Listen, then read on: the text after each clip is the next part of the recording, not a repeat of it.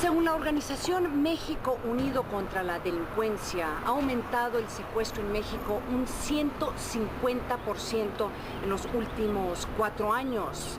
Se han presentado varias iniciativas para combatir este flagelo. Además, veremos cómo ha cambiado el secuestro en los últimos años, cómo prevenirlo. Son los temas que abordaremos el día de hoy. Yo soy Ana María Salazar.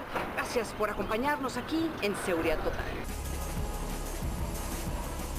Según los más recientes datos, los estados donde más secuestran son Distrito Federal, Estado de México, Baja California, Michoacán y Chihuahua. El problema más grave del secuestro se presenta en Baja California. Allí la incidencia es de 4 secuestros por cada 100,000 habitantes. En el DF y en el Estado de México hubo alrededor de, si no mal recuerdo, de 138 en el DF, 130 en el Estado de México. Y en algunas entidades el secuestro prácticamente no es un problema. No es un problema en Yucatán, no es un problema en Campeche, no es un problema en Querétaro. Anteriormente el secuestro express se tipificaba como un robo o extorsión y la pena alcanzaba únicamente de 5 a 10 años de prisión. Así pues, la Asamblea Legislativa del Distrito Federal aprobó reformas al Código Penal local para tipificar como secuestro express al que prive de la libertad a una persona, aun y cuando sea por unas horas, y de manera sustancial el castigo aumentó de 7 a 20 años. El secuestro express, secuestro virtual, ¿sí? Son los que de alguna manera nos han estado alzando, entre comillas, la cifra. Tenemos también el secuestro que se conoce como secuestro express, que se hace con la finalidad de obtener un lucro de manera inmediata. En la mayoría de los casos no excede de 5 o 6 horas el secuestro. Es fundamentalmente el secuestro que tiene por objeto quitarle dinero a la víctima de manera rápida, que no te implique más de 2 horas de tiempo en la realización de este tipo de secuestro. Este tipo de bandas, este tipo de secuestradores incluso llega a ejecutar entre 3 y 5 secuestros diarios, obteniendo un lucro del orden de los 50 o a los 100,000 pesos. El crimen organizado ha diversificado sus formas de ingreso. Entraron a escena un gran número de personas que imitaron la comisión de este tipo de delitos y cambiaron el perfil de sus víctimas para afectar a personas de todos los estratos sociales. Finalmente se sumaron al fenómeno sicarios y narcomenudistas que vieron impactadas sus actividades por los fuertes operativos policiales y militares y mudaron su ámbito de acción al secuestro y la extorsión. Primero lo tuvimos como un incremento importantísimo en el delito de robo de bancos y ha ido brincando esta actividad delictiva de delito en delito, y hoy el delito del secuestro es un delito de gran importancia. A bandas improvisadas, secuestro express, ¿sí? Que se presta al momento para obtener algún lucro.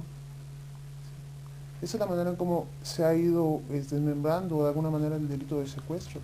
A lo largo de los años, no solo las tendencias en secuestro han cambiado, sino que también los delincuentes han modificado su forma de actuar.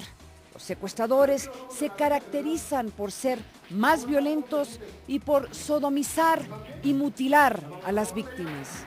En un momento dado los secuestradores más sanguinarios, ¿sí? Anteriormente se utilizaba mucho la presión psicológica y la amenaza constante, ¿sí? Ahora ya son más sanguinarios hasta llegar al grado de que pues privan de la libertad a la víctima si no se cede a sus peticiones. Pero entre todos los países seguimos siendo el rey en materia de secuestro. ¿Cómo olvidar que México tiene el deshonor de ser el país en donde más secuestros se cometen? O sea, somos los campeones mundiales en secuestros. Válgame Dios, qué vergüenza.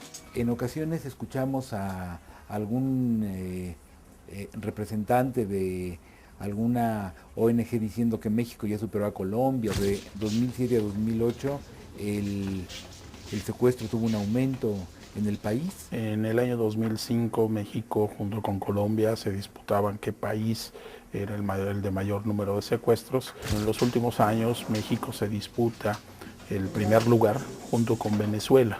Entonces México y Venezuela hoy son dos países con un alto número de secuestros. El secuestro es una empresa, ¿no?, en la cual participa mucha gente. En esta pueden participar secuestrados profesionales, terroristas, narcotraficantes e incluso policías. Las bandas son más organizadas, hay una sofisticación, una profesionalización, y hay un organigrama incluso operacional de este tipo de delincuentes. Las bandas hoy en día cuentan con medios de comunicación y telecomunicación que están a la vanguardia. Esta falta de seguimiento y consolidación de procesos abrió algunos frentes que lo único que hicieron fue crear nuevos espacios de impunidad y de oportunidad que han sido aprovechados por la delincuencia. Limpiar la policía definitivamente con pruebas de confiabilidad constantes, pero también las pruebas de confiabilidad a los mandos policiales. La ley debe de castigar más a los funcionarios públicos vinculados con el secuestro. Y es importante echar a andar ya un banco de inteligencia que grabe, no sé, las voces, por ejemplo, de los secuestradores. Necesitamos un registro puntual de las policías que se encargan del combate contra este flagelo en nuestro país. Parece importante que entre los anuncios que se han hecho por parte del presidente Calderón sea de ordenar una fuerza de 400 policías investigadores para Juárez que hagan específica y quirúrgicamente este trabajo de investigación y de inteligencia. Ser más observadores, sin caer en la psicosis. Conocemos nuestro entorno, conocemos nuestro trabajo, hogar, vehículos que estén ajenos a nuestra área donde comúnmente nos desenvolvemos, estar atentos, ver personas sospechosas. Ante una situación ya inevitable de secuestro, lo que tendríamos que hacer ahí es no poner resistencia, ¿sí? Hacer lo que el sujeto, el secuestrador nos está indicando, minimizar nuestro estatus económico ante ellos. Desde aquí, de esta comisión, le estamos dando entrada a algunas propuestas legislativas, incluso de carácter ciudadano, como es la iniciativa de ley general de protección a las víctimas del delito de secuestro, que básicamente pues lo está haciendo la señora Isabel Miranda de Wallace.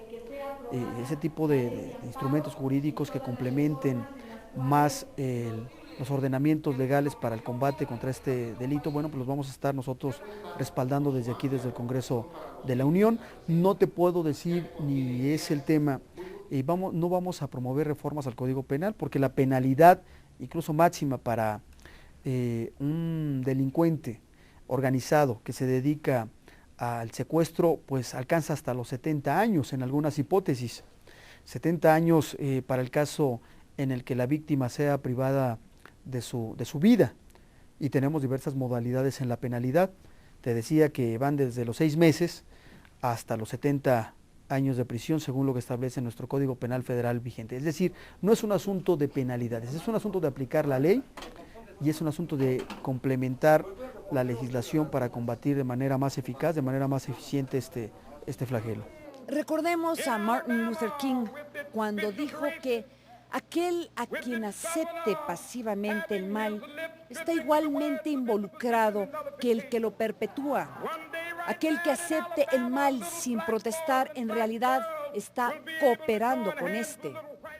Amigos, no seamos cómplices de los secuestradores debido a nuestra complacencia.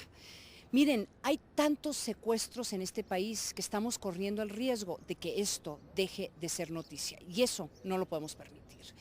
Se nos acabó el tiempo, amigos, los espero aquí la semana que entra. Yo soy Ana María Salazar y esto fue Seguridad Total.